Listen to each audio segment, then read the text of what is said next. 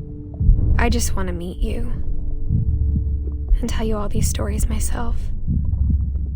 But I guess if you're reading this now, things didn't work out that way.